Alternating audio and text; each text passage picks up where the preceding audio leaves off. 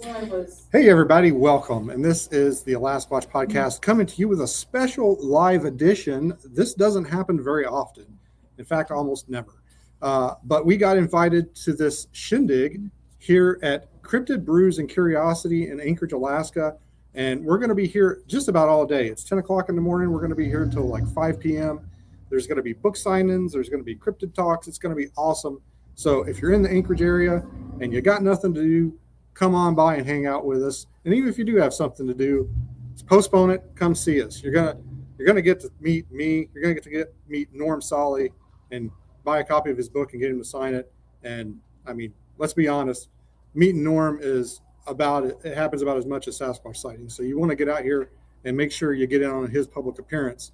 But the first thing we want to talk about today is this wonderful venue that I haven't really had time to explore yet, that we're at, called Cryptid, Brews, and Curiosity. I'm here with the lovely owner and proprietor, Alexa, and she is going to explain to us the origin of Cryptid, Brews, and Curiosity. Hello. So I guess it kind of started years ago as just an idea, and then we put everything into motion last spring. But yeah, we were kind of tossing around the idea for years about opening a coffee shop, and my husband asked me what we would name it, and it took me a minute to kind of come up with the idea. But I was like, okay, what am I into? And at the time, definitely Bigfoot. Watched Bigfoot Expedition and everything on TV, and so I started thinking about it. I was like, well, I don't want it just Bigfoot because I'm into all sorts of cryptids, UFOs, and everything. So I did Cryptid Brews. So that kind of just came naturally after Bigfoot Brews. And we opened up a food trailer last year. And then in the fall, we decided we wanted something permanent. So we found this space, and it just has evolved into a shop for now. And we just got our permits approved for a coffee bar. So we're going to get started on the construction for that. Hopefully next week is what it's looking like. So yeah, we can finally get the ball rolling on that, and soon it'll be a full-blown coffee bar and gift shop. Awesome. So are you going to specialize in, you going to have any special cryptid drinks like a Bigfoot, brew espresso or something like that? Yeah, so it's a cold brew coffee bar, and all of our drinks are going to be themed after cryptids, paranormal. Mothman Mocha. That is a good one. Yep. We have the Lizard Man has been one in the past. We did the Freaky. I'm trying to think of all the ones. We have the Chupacabra. That's good. The Chai to Find Me. There's some other ones. I have to pull out the whole menu, but yeah, we already had some good ones last year, and we'll carry those over and then come up with a bunch of new ones too. Yeah, that's awesome. It reminds me almost of Bob's Burgers of the day. Yeah. There's always like some kind of special name or something that's pretty cool. Yeah, that's awesome. I wish I lived closer. So how long have you been in this space? I know there's all kinds of art and like little cryptid trinkets and cards and all kinds of stuff. Yes, we've been here since November 14th was our opening day for the shop, and it was a lot smaller than it is now. It's really gotten a lot bigger than I thought it would. In the meantime, part of that is we thought we'd have the coffee bar open a lot earlier, and just kind of red tape all the roller coaster going through that, which we were expecting to an extent. But yeah, so we've only been here since November, and already we've grown a ton. We've met a bunch of really cool people, and every day I feel like I'm meeting new people in this community coming in. So this is the first cryptid themed event here, the first kind of mini conference. Mm-hmm. If this is successful, can we expect to see maybe one every month or year or something like that, like a regular event? Yeah, that'd be awesome. I don't know about every month just because my brain gets fried after one, but definitely at least a few a year would be fantastic. Yeah, there's a lot of people in Alaska that are interested in cryptids and follow cryptids, and I mean, think about all the television shows that are Alaska themed that are about cryptids. I mean, there's a ton of them, and I think something like that would do well here. It would give people an outlet for that kind of stuff, because a lot of people, they feel like they can't really talk about it with their normal work friends and stuff like that. Mm-hmm. And you open up a space like this and let people come in and tell their encounters, and I think you'd be surprised how much foot traffic you would get. For sure. I mean, even in the short time we've been open, so many people, even just driving by, have stopped and be like, I love cryptids, and just sat and talked with me for half an hour, and yeah, everyone has been like, there's nothing like this really. I mean, there's Rob Roy out in Palmer at the Bigfoot Art Gallery, but as far as in Anchorage, I don't really know of anywhere else that's geared towards cryptids and high strangeness, for our event today. Well, I know Rob Roy, he tells me all the time people come in and relate their encounters to him. They'll just, come in and open up. And, I think it's nice to have something like that here in Anchorage. And, you should think about me. I don't know if you have one. Like I said, I just got here. Maybe a book or something where people can write down their encounters, kind of like a guest book. Yeah, it's a great idea. They can be anonymous if they want, and just give people an outlet for their sightings and strange happenings. For sure. No, that's a wonderful idea. I need to do that. Yeah. So, I think you kind of already answered this, but I'm gonna ask you, what's your favorite cryptid? Oh, it's hard. I don't even know if I can rank. It's funny because it started with Nessie in elementary school, actually. I remember telling my librarian I did a little book report on Nessie. So I'll probably have to give Nessie my number one just for that reason of, got me started. But I mean, Bigfoot's always up there. And then Mothman, I wasn't expecting Mothman to be the number one favorite cryptid of everyone who comes in here. But that seems to be ranking number one with everyone so far. Yeah, I like Mothman too. I went to Point Pleasant one year, not for the Mothman Festival, but just on a road trip, and that place has a vibe. Yeah, that place definitely has a vibe, and it's a nice little town. Yeah, but there's a vibe. I don't know. I wonder if people that don't know anything about Mothman that go through there, I wonder if they feel it too, or if it's just because you have that prior knowledge. I don't know, but yeah, Point Pleasant definitely has a vibe to it. But Mothman's number one. Yeah, that seems to be the consensus so far. I mean, obviously Bigfoot is very popular, but when a lot of people come in, they start talking about their favorites. Mothman seems to be number one. Huh. Yeah. And Nessie's your number one. I'll put Nessie number one because they got me started in it. Yeah. But I am also Bigfoot, Mothman too. I mean, it's hard. Yeah. I grew up in Kentucky, and I think because of that, Bigfoot's kind of always been, my favorite, and it's been the one that I always thought was the most likely to be discoverable. So I just got to give it to Bigfoot. Bigfoot's probably number one in my book, although Mothman's probably a close second. But yeah. So as far as merchandise goes, what kind of cryptid themed merchandise do you have for the masses here? Oh, there's a lot of different things in here. I'd say, Squishables are probably number one that people love to come in and find because I get new ones all the time. But I have a bunch of stuffies. We have cards and art prints and stickers galore, magnets. Oh, there's a lot. Mugs, cups. I have local vendors who make me like earrings and necklaces and keychains. So there's quite a variety. Awesome. Yeah, I haven't had a chance to look around. I came in here with my tailpipe on fire. I got to get in here and get started. And so I haven't had a chance to look around. Maybe later, after everything's settled down, I'll do maybe a little tour of the store. Yeah. And post it. I've done that for Rob Roy before for the Bigfoot Art Gallery, and posted a tour of his place before. So maybe I can do that for you. Awesome. So what's the address here if people want to come by and say hi? Yeah, it's 4240 Old Seward Highway, Suite 1. We're right on the corner next to Brown Jug. And then there's Home Depot and Lowe's right behind us on Tudor. So it kind of gives you an idea of the area. Awesome. So people can swing by, get your lumber and home goods needs, and then stop by and check out the cryptid stuff, and soon get some awesome themed cryptid coffee. Yes. All right, Alexa, thank you for stopping by. Yeah, thanks for being appreciate here. Anything else? Where can people find you on the social medias? Oh, we're on Instagram, Facebook, and TikTok under Cryptid Brews and Curiosities. Our official business name is just Cryptid Brews, but we had to add that Curiosities with the gift shop on there. Awesome. All right. Well, I thank you for stopping by, and we're going to start rotating through the people we have here at our little get together. And I think Norm's up next, and he's going to swap in here and take your spot. All right. So thank you so much, Alexa. Yeah, thank you for hosting us and having us here, and thank you for stopping by and talking to us. Awesome. Thank you. All right. So some of you may recognize my next guest here. This is Norm Solly. He is the author of Before Patty. And there you go. He's going to sit down and he's going to tell us a little bit more about himself and Patty and what he expects out of Cryptid Brews here today. How you doing, Norm? I am doing great, Beans. Thank you very much. How many books are you going to sell today? Well, I brought about 20. We'll see how it goes. Somebody's going to walk in and buy all 20 of them. And I have a special going on the books. First 10 for $10 each. That's a good deal. I'd take that deal. All right. Well, there's sale number one. Yeah. So, actually, I think I forgot my copy. I think I left it home. But Yeah, you got one already. so, what is Before Patty? What's the premise of that tome? The premise of the tome is a hybridization event between a Native American Indian woman and a Sasquatch in Washington State back in the 1890s. And that hybridization event did bring forth a viable child who was ironically named Patrick. And I am not making that up. The guy was christened Patrick, which is so perfect.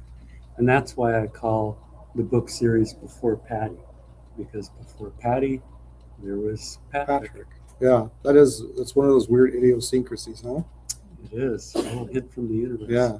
So you have done some exhaustive research in this book. I mean, there's all, just give an example of some of the stuff that's in there. I mean, what kind of records you went through, and because this guy, he did his homework on this book. This is one of the best research books I've ever read. There's over 160 documents used in the book, and those are documents dating from the 1890s up through until I think I leave the track in the 1970s. There's illustrations, tables in there also. I think I have something like 73 of those in the book. I managed to find where Patrick's land was. Patrick actually became a landowner. He had 103 acres of land on the Caldwell Reservation. I found a land patent signed by President Woodrow Wilson. And I think at that point in history, there was no auto pen. I think it was actually literally signed by the President of the United States to what I believe was a hybrid Sasquatch human, giving him the patent to land. I found 2 draft cards for this guy. The poor guy had to sign up for the draft for World War I and World War II. He never served, I believe. By the time World War II came along, I think he was about 45 years old. He was pretty long in the tooth, but I guess they were getting people in the draft system at that age. Yeah, I think back then, I think they would take people that were over, it was either 35 or 38. And I think they would put them in more administrative positions. Although there was like some actual like boots on the ground fighting soldiers that were older. They called them, like, there was a name. I think the Fat Electrician did a video on them. I can't remember the name, but they were all like older guys. And by older, I mean like in their 30s. That was a thing. But apparently Patrick, he didn't have to worry about that. So No, he didn't. He had a farm to run. yeah. Well, then you could have called it the Sasquatch that went to war if you got drafted. That would have been something. Yeah. So grab that copy there and hold it up for the people at home that can't be here with us today. Is there any other place they can get it besides here at Cryptid Brews in Anchorage, Alaska? Yeah, there's a few places. I have a website called beforepatty.com. And that one's an easy one to get to. It'll link through. You can get it in ebook, Kindle, paperback, hardcover. There's a few options. It's actually my 3rd book, but this book, Before Patty, Volume 1, is, as implies, the first in a series of 3. So I'm already in the research and writing mode for Volume number 2, and I hope to have that out about this time next year. I don't know. I wanted to ask you, so you've been on Alaska Watch before talking about Before Patty. You've been on a couple of other podcasts, including Sasquatch Chronicles, talking about Before Patty. So I'm curious. Yeah. The Pork and Beans Show. I'm going to have to sue somebody. Bigfoot Crossroads, Bigfoot Stacy, Sasquatch Theory, Sasquatch Chronicles, Sasquatch Odyssey, and My Bigfoot Sighting with Vic Cundiff, not to mention Alaska Watch. I want to ask, since you've been on all these shows talking about this book, I'm curious, has anyone come out of the woodwork and contacted you saying like, oh, I know Patrick, or oh, I have information? Have you got any more leads or anything like that on Patrick since you've kind of gone a little bit more public and since the book has come out? You don't have to, no spoilers for the next books, but just give us a little tease if that's the case. Well, first, while we're on the subject, I just want to thank you, Beans, because you were the very first podcast that covered this book, and I'm very appreciative of that. You gave me a big start there, right at the start. I haven't gotten specific insiders coming to me at this point. The book actually has made some sales, but it's not widely known. What I have is I have a separate site called academia.edu/Norman Soley. It's where I put my more academic papers and publications. I have seen it tracks where people are from that go to the site. And I've had 3 hits from Nespelem, Washington, which is where Patrick was born. So I think they are aware there that there is a book about this guy. I haven't actually had them contact me directly, though I sent a contact to the tribal government there. Wanted them to have a heads up because I'm very concerned about the issues. It's a sensitive matter to say that there's Sasquatch DNA on the reservation. But I would like to say too, I found descendants of Patrick without trying. I found them in 4 different states, including east of the Rockies. So part of the book title is "And Our Genetic Inheritance." And what I'm pointing out there is these genes are out of the bag. They're mixed into us. There's people in multiple states. It's not just in the Western United States that are carrying Patrick's genetics. So Sasquatch is, in a literal way, part of us, from my point of view. Yeah. And like I said, it's an amazingly researched book, and Thank you. yeah, you really put your time into it. I mean, there's records in there. And yes, I think one of the biggest questions I've had about the book is there a picture of Patrick? And there is. And Norm has put it in the book. So that was a very 11th hour finding of mine. I had almost given up. I thought I'd found everything I could find about Patrick. And then I thought I'm going to try one last time. And of course, there was like 5 one last times. But what I did is I took his Indian grandfather's name and used that attached to Patrick. And it differs from his actual christened name by only 1 letter, but I hadn't thought to do that.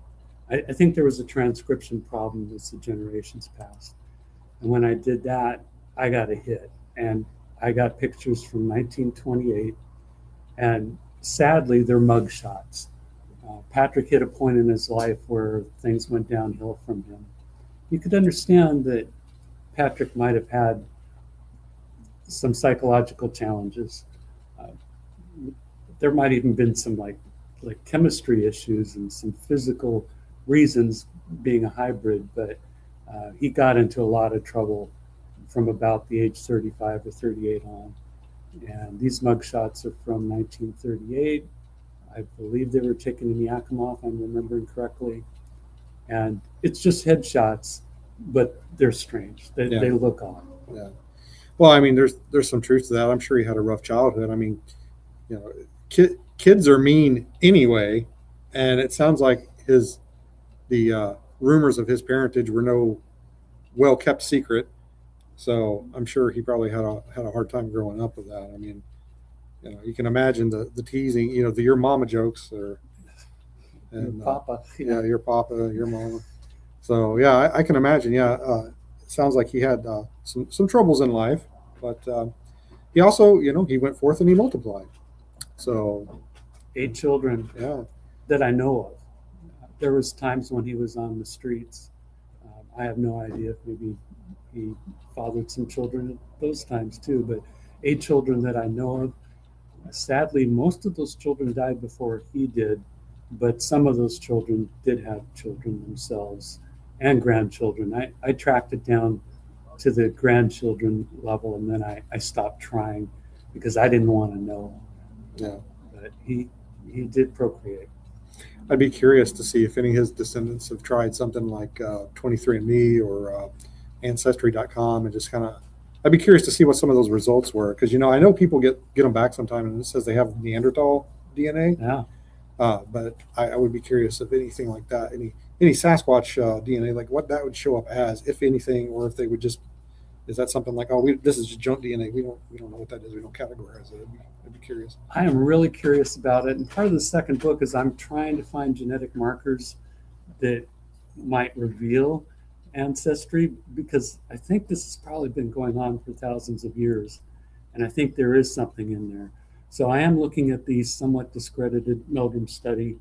I think Meldrum perhaps had some issues, but she also did get some hits in there. Even one of her prime critics, Haskell Hart, acknowledged that there are in particular 3 or 4 of her samples are really interesting. Yeah. And there's things in there I'm trying to track down. Yeah. Well, Darby Orcutt's got his study going now, or he did. I think he's still going. And it's very similar to Melba's, where he's like, hey, send me the DNA and we'll study it. And, I'm sure it's, just packages upon packages of stuff, some of it properly collected, some of it not. And, I'm sure, Ketchum went through the same thing. I'm sure she had a lot of stuff that was, just people find a bear hair or something and they're like, oh, I'm going to send this in. Stick it in their pocket. Yeah. And, I'm sure like you get that deluge of information and evidence, and in there's the blind squirrel finds in that every once in a while. There's probably some legitimate samples in there. So yeah, you're probably right. There's probably a few samples in there that might have actually been paid her. But I do know that, like Haskell says, there was some problems with that study, and I'm kind of hoping, I'm holding out hope for Darby. I sent him some swabs myself. Oh, really? And well, yeah, me and the handprint. Doug Hychek, yeah, we sent him, and I'm still waiting. It's been like 2 years now, I think. So we're still waiting on that. I don't know what's going to happen with that, but is he doing both mitochondrial and nuclear DNA? I can't answer that question. I'm not sure. I know it's either South Carolina or North Carolina. I'm sorry. Since I moved to Alaska, my lower 48 geography is just went to shit. Like I can't. It's one of the Carolinas, I believe. Well, the north one is over the southern. Yeah, the north one's on top, but I don't know which one he's in. He's in one of those two, I believe. I got a 50-50 shot, and I'll be wrong every time. But he's doing a study at some university there. He's asking people to send in samples, much like the Ketchum study. And I have no idea when or where his results are going to be publicized. I know he was working with Doug Hychek. I think they were working on the Legend Meat Science 2. I think maybe some of that was intended to be included with that. I'm not 100% sure on that. So maybe when Legend Meat Science 2 comes out, we'll get some answers. But DNA is one of the things that it could go either way. It's one of those things that could blow the thing wide open, or it's just the people that know about it and are invested in it, and the scientists just kind of they don't want to stick their necks out there and be labeled the kook that found Sasquatch or says he found Sasquatch. So it's definitely something we should pursue, but I don't know if it's going to get us anywhere because of those barriers in the science. And my suspicion is all samples are going to come back human in the larger sense, in the Homo genus. Yeah, and you've got a point there, because if they're closely related enough to interbreed, they might be almost indistinguishable from each other. There are things like haplogroups on the mitochondrial side that could be very interesting. And of course, the nuclear DNA might be quite a bit different from the typical Homo sapiens sapiens. So I believe there are things to be found, but it's going to be very technical. It's going to be hard for those of us that don't have a strong biological background to even understand the results. I've been studying it for quite a while now, and it's still Greek to me, frankly. I dissected a frog in high school. Well, you're fully qualified then. So where my biology education stopped. Since we're talking about human and Sasquatch and how closely related they may be, what's your theory on how they survive the winters here? Because I was thinking about this on the way up here, about how all the large animals up here we have, the bison or the muskox, the moose, bear, all that stuff, they have either hooves or thick pads that allows them to like move around in extremely cold weather and not like get frostbite or lose digits. So how does Bigfoot with his big meaty sausages and toes, how does he not lose digits to frostbite up here in Alaska? It just boggles my mind. You are going to hit me with that one. Huh? Yeah. Yeah, I was telling Takani just a little bit earlier that there's things about Sasquatch that I can't explain, and I know they don't make sense. I have personally been out on the Susquehanna River in interior Alaska in January, and I found tracks, scat, I found weird stone artifacts, and I heard vocals. It was at that time only getting down to about 15 degrees, and there had been a real warm spell where it actually got up to freezing before that. But Sasquatch has no business being there at that time. The one thing that was interesting there was lots of caribou around. And when we were on snow machines, the caribou had no concerns about us whatsoever. But when we encountered caribou when we were on foot, from like 500 feet away, those caribou just ran. It was weird.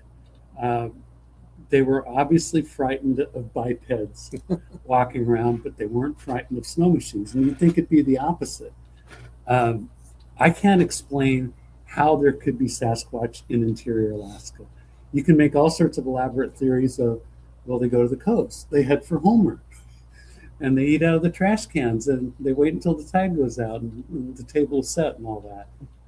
How can they possibly be in interior Alaska in the winter? Yeah. I can't explain it. I wish I could. I don't know. I mean, I don't think they hibernate. I think they go into probably like a low torpor. Yeah, like a low activity mode. But I don't think they hibernate.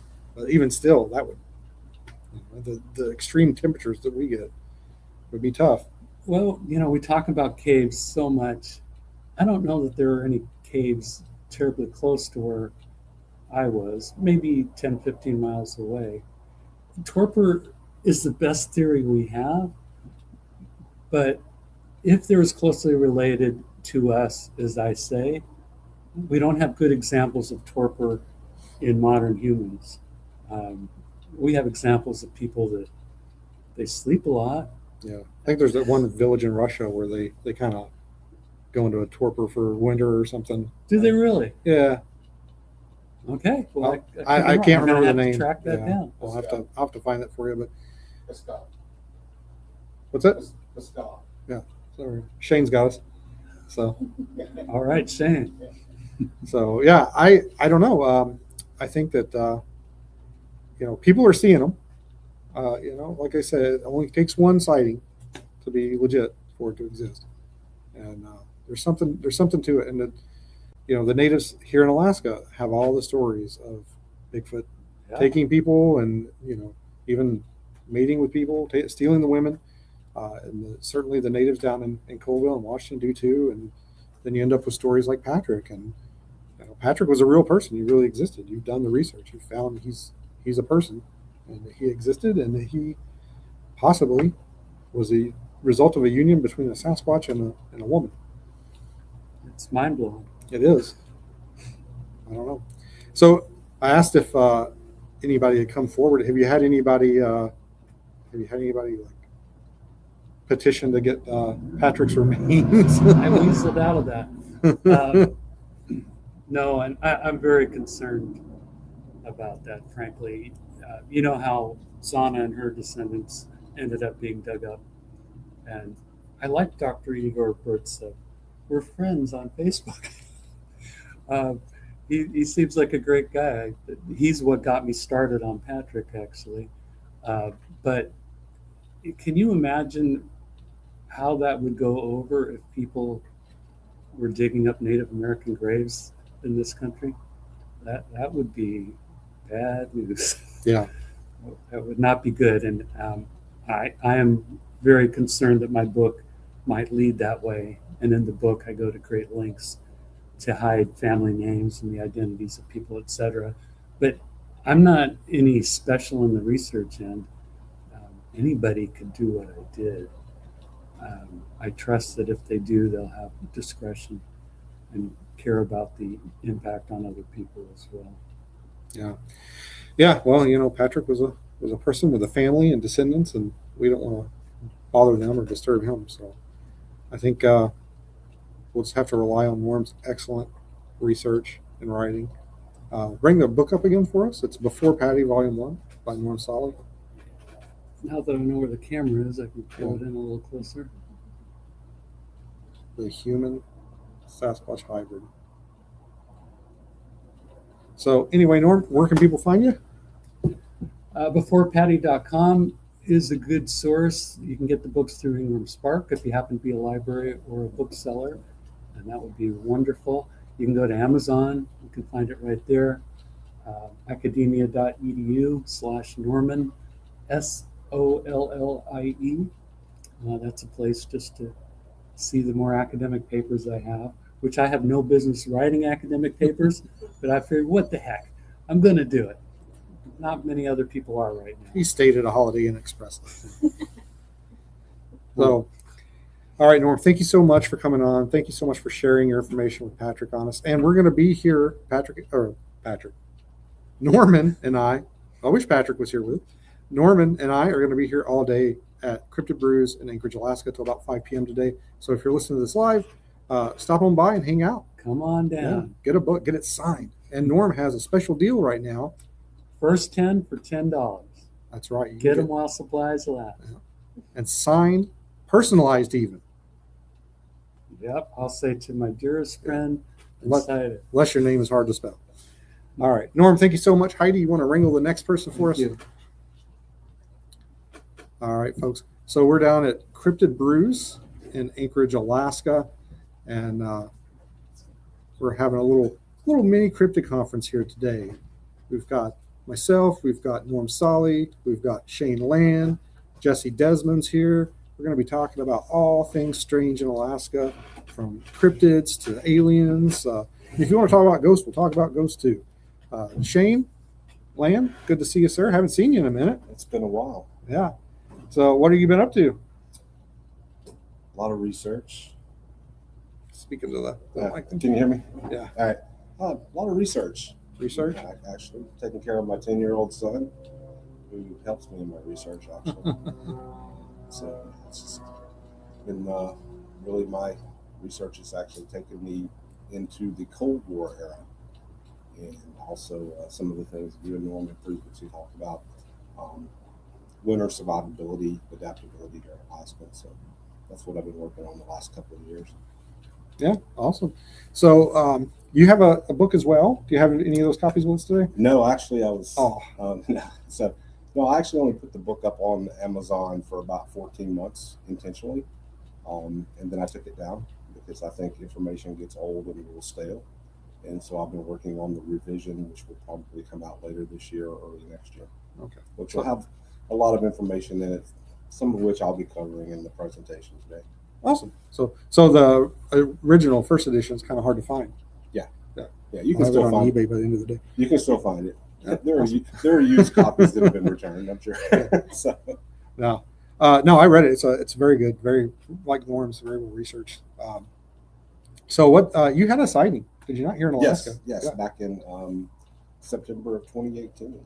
I was actually playing entertainer and host to some family, friends, and relatives from the lower 48 in Georgia, and one of them actually saw it first, and it was up at the Hatcher Pass area. And so I didn't really. That's what really got me into the Bigfoot Sasquatch research, and wanted to try to come to terms with what I had seen, and I took some time doing so. Went down, went to some conferences, met people like Ron Moorhead, Todd Neese, a lot of people that actually sat and talked to me and kind of guided me on the path that I found myself on shortly after. Right on. So can you walk us through your sighting just a little bit? Tell us what you saw. Yeah, I had parked in the lower parking area up at Independence Mine because they had closed the day before. And so we walked up the hill. One of the ladies wanted to go back down to the truck, so we walked back down to the truck, she and I. And right when we were approaching the truck, she looked up, and right there on the ridge line was what I can only describe as something right out of the pages of mythology. And she was like, "What is that?" And I'm like, "What is what?" She said, "That." She pointed at it. And I tried to get my binoculars in time, and by the time I got them out, it was already crusted and gone. And so I had a hard time kind of dealing with coming to terms with what it was exactly I saw, which is why I started reaching out to people that had been in the field for a long time. So Yeah, I've spent a little bit of time at Hatcher Pass. I went camping up there over the last couple of years with Chuk and Rob Roy, and I can't say that we had any activity, but it's definitely a squatchy area. Like, that's definitely a place where I think you would have a good chance of deciding. I think there's been some other sightings there before. There's also been some prints found, vocalizations out in that area.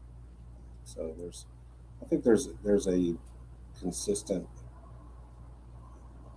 interactions and activity up there, especially in between that Independence Mine area, and if you take the back road, the dirt road, all the way through down, there's a lot of, it's just wilderness out there. Yeah. So yeah.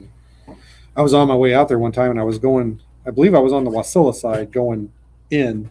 I don't remember the name of the road, but I remember I passed this big house, and they had one of those Bigfoot silhouettes in their front yard. And I just remember thinking, like, I wonder why they have that there. Is that, is there something to that? Every time I see one of those in somebody's yard, I'm like, I wonder if they had a sighting or something. I've got one in my yard. My son had given me for Father's Day a couple of years ago. And actually, the windstorm we just had 2 nights ago blew it off the tree. So, but I had him kind of set inside the tree line. So when you come through my gate and you have to make a sharp switchback, so your headlights would hit it inside the tree line. So used to scare the UPS guy to death. It's great. Yeah. So it just knocked it down, or did it take it off? Oh, it completely blew it. Because I had it screwed to the tree, Yeah. and it completely blew the thing off the tree. That's all. So you're going to get a sighting of a flying Sasquatch? No, unfortunately he's resting in the yard. So. Okay.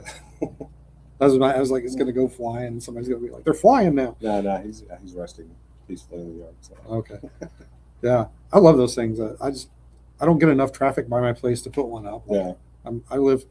I'm in town, but it's like if somebody pulls in my driveway, they're either lost or they're looking for me. There's no through traffic. Yeah, that's the same for us. I mean, we're out. We live out in 32 miles outside of Wasilla, out in the Port McKenzie area. So it's pretty remote out there. And anytime the FedEx guy or the UPS guy comes up the driveway, my driveway is about close to it's over a quarter mile long to get up in there and around. So.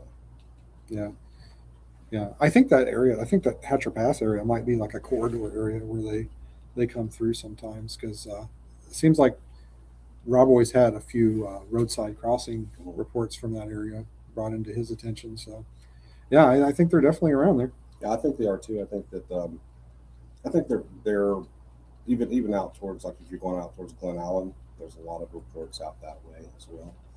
I've had some people in the KGB Road area headed out to Point McKenzie that have actually stopped and talked to me, like the Three Bears, and have told me about things that have happened out in their area. But they're like most everybody else is about the subject. They don't want to talk about it, or they think somebody's going to ridicule them. And I'm like, I'm not going to make fun of you. Trust me. Yeah, that's the thing about Alaska. You get basically 2 reactions. There's no such thing, and it's silly, or I either had a sighting or I know someone that had a sighting. Those are the only 2 reactions. There's not a whole lot of like, I'm skeptical, but I could go either way, or I don't know what. But it's either absolutely no such thing, or I saw one, or I know somebody that saw Yeah, one. and you've been down to Area X with the guys from Small Town and Scott and Rockaway and those guys, right? Area A. Area A. Okay. I was like, have I been to Area A? Yeah, Area. I'm in the Area A. Actually, Scott reached out to me. He had read my book shortly after I first published it, and he called me. I thought he was literally right outside my door, but then he was calling from a foreign country. When he called, that's how clear his phone connectivity was. But and then he had me over to listen to some of the sounds and stuff that Yeah. Rob Roy ends up putting in his gallery. Which I've got some. We'll today during my presentation we'll get to hear. So Yeah. if you guys stick around long enough, you'll get to hear, and you'll get to see the handprint we found on the cabin. Yeah, I saw that that episode where you guys pulled that. Yeah. From down that way. But yeah, some of the stuff that Rob Roy's got in the art gallery, the sounds and stuff like that. I mean, Scott ended up giving me an audio file full of stuff, and I've found all kinds of other stuff besides like what Rob Roy has. And it's pretty interesting stuff out there. And of course, when Ron Moorhead was up here at one point doing some stuff for the Alaska Killer Bigfoot, he and I ended up having lunch together in town. And I was telling him about Rob Roy's art gallery. He's like, "Can you take me out there?" I said, "Absolutely." So we drove out there, and of course, Rob Roy was like a kid on Christmas morning when he saw Ron walk in. And, Oh, he still talks about yeah, it. so, He's like, I was sitting in my shop one day, and I turn around and I go, "That's Ron Moorhead." yeah, I called him and asked him to make sure he was in. I was like, "Well, I'm bringing a guest by," and we showed up. And he was like, "Oh my God." Yeah, he was like a kid on Christmas morning. I don't think he stopped smiling for like 45 minutes. Yeah, Rob Roy is at the Bigfoot Art Gallery there in Palmer, Alaska, and he's got all kinds of squatchy goodness in there. Yeah, he's a really good guy too. Yeah. He gets a lot of people come in and bring reports to him. Yeah. Come out that way. He was supposed to be here today, but he has something going on. They have some big to do in Palmer this weekend, and his store was a part of it, so he couldn't be here with us. But he's here in spirit. Okay. So, Well, maybe he's listening. yeah, Rob, if you're watching this, I'll never forgive you for that. So, but I'm actually really interested in reading Norm's new book. This is something. So you're saying I can get 10 copies for $10? If you want to buy those first 10 out, So 10 for $10 or $10 each. You can get one book Oh. for $10. I misunderstood. He's going to buy them all, and by the time anybody gets here, they're going to be all gone. Yeah. I'll hold up on them and put them on eBay. So, no, I'm actually really looking forward to reading that. Very interesting. It is. It's really good, and not to Norm's time is over, but we'll still acknowledge how greatly researched that book is. I'm serious. I'll plug this book for me. It's impressive. He did a lot of research. Yeah. It was and being an investigator myself previously, like I know how time inclusive that is. I mean, it just takes forever to find some of that stuff, and then you got to verify what you find, and just to document what you find. It's a pain in the butt. It is, and that's really what's been so time consuming about my area that I've been researching over the last couple of years, as far as like the Cold War aspect of it. Of course, you have to chase down Peter Byrne, you have to chase down Tom Slick, you have to know what went on in Tibet and what was going on in China at the time, and how it all kind of comes forward, and then Peter Byrne stays constant, right, with the FBI air sample and what goes forward even to today with how it all kind of ties together with the intelligence community as well as U.S. government and other foreign governments as well, because there was a lot going on in and around Tibet, Nepal, and of course Peter Byrne and his brother had been over there for several years, and then enter Tom Slick and Slick Airways and Civil Air Transport, and that story with Jimmy Stewart. Yeah. How have they not made a movie about that? Exactly. Well, Cliff Notes version, Jimmy Stewart. I mean, It's a Wonderful Life, Jimmy Stewart. My mouth's bleeding, Bert. My mouth's bleeding. That Jimmy Stewart. At Tom Slick's request, I believe, went to Nepal and smuggled out a hand, alleged Yeti hand, in his wife's lingerie bag. That Peter Byrne had. I guess I'll use the word acquired from Tactically acquired. Yeah, tactically acquired from the monastery, with meeting with the monks that night, and there may or may not have been some influential liquid. I think he got one of them plastered and stole it, I think is what we're trying to say. Yeah, but Lauren Coleman writes a really good. He wrote a couple books about Tom Slick and cryptozoology, and Tom Slick, how he funded the Burns and their expeditions from like 57 to 53, 59, and then bought Peter over to the Pacific Northwest, and then you have the story of how, depending on who you're listening to, who's talking. You have the story about how Peter Byrne and John Green and Renee DeHaven had their big fallout and carried on through the years. But yeah, he did. Yeah, but the part of the story that a lot of people don't know is that the luggage actually got lost in transit back to the U.S. And so Jimmy Stewart and them were wondering. He thought they got caught. Yeah. I thought that customs had probably checked it, but they ended up delivering it to their. Then there was a knock on the door, and then the bellman's like, "We've got your bag." Yeah. So, well, because I think the thought process is like nobody's going to go through a lady's underwear garment bag at that time. It was a different time. Yeah, it definitely was a different time. So, but it's a great story. I believe there was at one point. I think Nicolas Cage was actually going to do a movie on Tom Slick and play Tom Slick, but I think it kind of got put on hold. That would be pretty awesome. Yeah, so, I'd pay to see that. Yeah, I would too. Yeah, I think it would be very interesting. So yeah, most of the people now that would be, that confirm or deny stories are pretty much passed on. So speaking of the Cold War, I'll have to put you in touch with Will Ulmer. He researches around the Colville area, which is where Patrick's from. There was an old radar station there. I've been there. I've got a video of it. It's abandoned and old now. But there was an old radar station up there in the Cold War, during the Cold War, and he's heard reports from like guards and stuff of rocks being thrown into the compound, and Sasquatch is like running around outside the gate there. There are a lot of, actually, you can, if you know where to go look and make contact with a lot of people, there are a lot of reports from U.S. military personnel, government personnel, as well as firefighters, first responders, police officers, of things happening in and around military bases, and that kind of definitely coincides with UFO UAP activity around military bases and stuff like that. So I think people are seeing things. We've had some interesting things happen up here with some special forces guys several years ago, traipsing through the wilderness in the snow after something they had no idea what it was. Yeah. So let me ask, have you had any reports from Alaska State Troopers? No. That is a nut that is uncrackable. No. Those guys will not even acknowledge like Bigfoot. What's a Bigfoot? I've never heard of a Bigfoot. The only thing that I've had a couple of them tell me is that I've seen some things that I couldn't explain, and that's as far as I'll go. Yeah. That seems to be the cookie cutter response. I have never got a trooper, even former troopers. There's one. There's Charles Lamica. He lives down in Washington. He's a retired trooper. He's actually like a BFR investigator.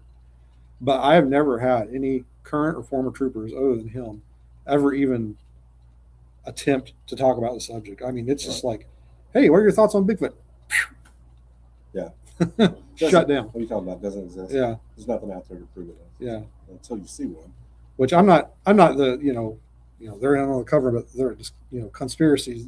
I don't think that all the troopers get set down and told, don't you ever talk about Bigfoot. I think it's more of a, don't say anything, or you're going to lose your job. You'll be a laughing stock. Yeah. Or lose your pension. Yeah. Lose your job. I mean, I think, I don't promote conspiracy theories. It's just not something I do. But I think that, as well as the troopers, other law enforcement officers and agencies, Department of Natural Resources personnel, there's probably some type of unwritten understanding of an unofficial non-disclosure agreement about anything like that, I would say, just to protect. I mean, you can look around Alaska here and know that there's got to be something going on, because how many, of all of our like national parks and stuff, how much of our national parks are actually closed off in some way, shape, or form to the public? Why is that? That's, and even the Great Smoky Mountains in Tennessee, that's where you said you're from Kentucky. I grew up in Northwest Georgia, so we went to the Smokies all the time, and a lot of that is inaccessible, and you can't access it. Yeah. Well, I've seen the FLIR, the heat cameras on the trooper helicopters, the search and rescue copters, and it is amazing. I mean, you can see, there's a bear walk through the woods, and it's lit up, like a Christmas tree, and they go out and they look for people all the time. They do training missions all the time in remote areas. Come on. Yeah. They've probably seen something. Somebody has. Yeah. Somebody's seen something somewhere, but I just don't. They're not. How long has it taken for us to get to the point of where we are now with the disclosure process with UFO UAPs? I don't think that we're anywhere close to that with the Sasquatch subject, or but I think the way my research has led me, and like I said, I'll get into it in the presentation, but I think I'm gonna disclose some stuff today that, as far as I know, has never been discussed. So I'm hoping that will be, because it's really, I followed the information and where it's led me, and it's just my belief. It's nothing concrete or set in stone, but some things are hard to argue with. So you better get down here, folks, to Cryptid Brews. If you want to hear Shane Land give his presentation. No, I agree. And as long as I'm still not whisked away somewhere after I put out what I put out. The bag's going to go over his head. He's going to disappear off screen. Exactly. So I agree with you about the UFO stuff. I was just talking to somebody about this the other day, about how if you go back through the years and you look at how the media has treated UFOs, it was always interviewing some guy named Cletus in front of his trailer, no teeth. I saw it over there, and he, just the most laughable person they could find to talk about something like that. And I think it was on purpose. I think there was an agenda behind it. And they would do a story about a local UFO or something around Halloween. They'd play the X-Files theme in the background and kind of, and they say they saw a thing in the sky. Kind of a smirk on their face when they report it. And now look at what's going on with, the recent reports on disclosure and stuff. They're talking about UFOs on CNN, Fox News, all the major networks, and taking it pretty seriously. Well, it's kind of hard to discredit resources that worked in the business of denial, deception, and discrediting others. It's hard to discredit those people that are coming forward from within the government and disclosing what they know. Yeah. And I think that, as with the UFO UAP process, for decades it was deny, deceive, and discredit. Not everybody named Cletus was crazy. They saw stuff, but I think and that's the same thing with the Sasquatch subject, or the Yeti, or Alma, Sierra, and whatever. That not everybody's crazy. You've seen stuff. You're a former law enforcement officer. Yeah, you've seen stuff. Yeah. Well, I've heard and seen things I can't explain. I don't know. I don't know what it was. Yeah. So, and with my background, I didn't want to believe it when I saw it, which is why I took my time, trying to figure things out and get through it, work through it, by interviewing and talking to people who have been doing this for years. And Joe Hauser was the one guy who finally sat down with me and said, "Shane, I listened to you. I've heard you talking to Ron. I've heard you know what you saw. You just got to come to terms with it." And that's really what it is. You have to come to terms with it for yourself, because it does kind of turn your world upside down as to everything that you've been taught and led to believe to this point, from either a scientific perspective or a religious perspective, or whatever the case might be. It kind of does turn things upside down momentarily. And, you can go down that, you can chase a lot of rabbits down a lot of different rabbit holes. And I think it's very important that when you research this subject, or the UFO UAP subject, or whatever subject, you have to stay grounded in reality. You're outside the box anyway with the subject that you're studying or you're researching, but be able to pull yourself back in on your own. Don't your friends, don't expect your friends to reel you in, because your friends may separate themselves from it pretty quickly. I like the phrase, "Magic is science we just don't understand." Yeah. So, well, and I think what Carl Sagan said, science is a tool. It's just a tool, right? It's nothing absolute or definitive. It's just a tool. And, we should question everything. I don't think there's anything wrong with questioning everything. Throw it against the wall, see if it sticks. If it doesn't, okay, great. But then, just be ready for everything that comes along with doing what we're doing. Well said. Shane, what time are you speaking today? About 5 minutes ago.